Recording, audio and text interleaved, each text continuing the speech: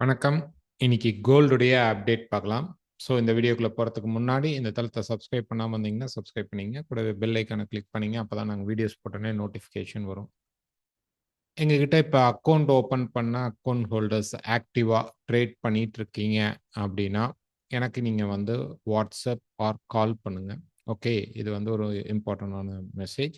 So என்கிட்ட என்னுடைய IP கீழே அக்கௌண்ட் ஓப்பன் பண்ணவங்க மார்க்கெட்ஸ் ஃபார் யூ ஆர் எக்ஸ்என்எஸ்ல இருக்கிறவங்க ஆக்டிவ் ட்ரேடர்ஸ் அக்கௌண்ட் வச்சுட்டு இருக்கிறவங்க மறக்காமல் இந்த வீடியோ மூலிமா உங்களுக்கு இன்ஃபர்மேஷன் கொடுக்குறேன். நீங்கள் எனக்கு கால் பண்ணுங்கள்.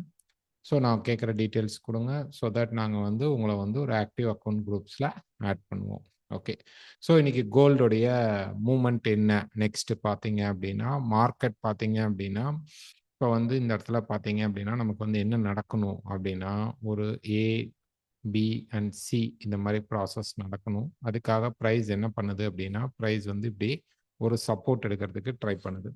பட் இன்னைக்கு டைரெக்டாக பை சைடு போகுமா அப்படின்னுங்கிறத விட நம்ம என்னென்னலாம் இன்னைக்கு எதிர்பார்க்கணும் மார்க்கெட்டில் அப்படின்னு பார்த்தீங்க அப்படின்னா இது வந்து 3 drive pattern. First of all okay, இது வந்து 3 டிரைவ் தேர்ட் டச். அப்போ இந்த 3 சப்போர்ட் எடுத்த இந்த மார்க்கெட் வந்து கண்டிப்பாக இம்பார்ட்டண்டான லெவல். இப்போ இங்கேருந்து ப்ரைஸ் என்ன ஆகும் இன்னைக்கு கொஞ்சம் ஷார்ட் ஃபால் வரும். எவ்வளோ தூரம் வரும்? 4100லேருந்து 4085க்குள்ள மார்க்கெட் வந்து சப்போர்ட் எடுக்கணும்.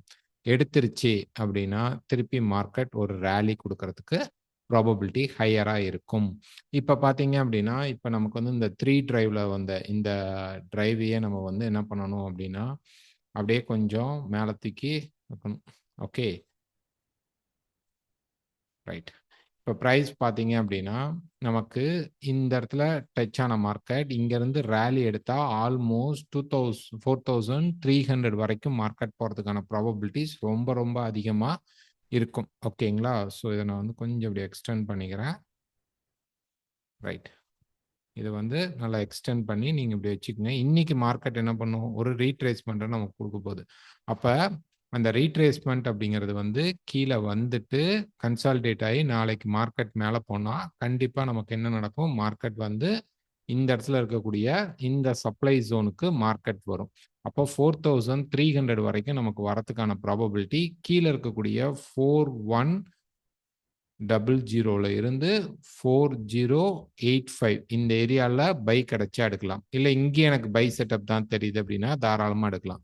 நேற்று மார்க்கெட் நம்ம வந்து லைவ் மீட்ல சொல்லியிருந்தோம் ப்ரைஸ் கீழே வந்துட்டு இங்கே இருக்கும்போது இந்த இடத்துல மார்க்கெட் வந்து ஒரு கன்சாலிடேஷன் நடக்கணும். அதுதான் இந்த கன்சாலிடேஷன்ல என்ன கிடைச்சிருக்குன்னா இங்கே நமக்கு ஒரு ட்ரிபிள் பாட்டம் ஆக்சுவலாக அது திருப்பி ப்ரைஸ் பார்த்தீங்கன்னா இந்த நெக்லைன்லேயே திருப்பி ஒரு டபுள் பாட்டம் போட்டு ப்ரைஸ் நிற்குது. அதுக்கான ஒரு புல் பேக் தான் இங்கேருந்து மார்க்கெட் மேலே ஏற சான்சஸ் வந்து அதிகமாக இருக்கும். ப்ளஸ் இந்த இடத்துல கிடைச்சிருக்கிற பாயிண்ட் என்ன அப்படின்னா இது வந்து ஒரு டிமாண்ட்.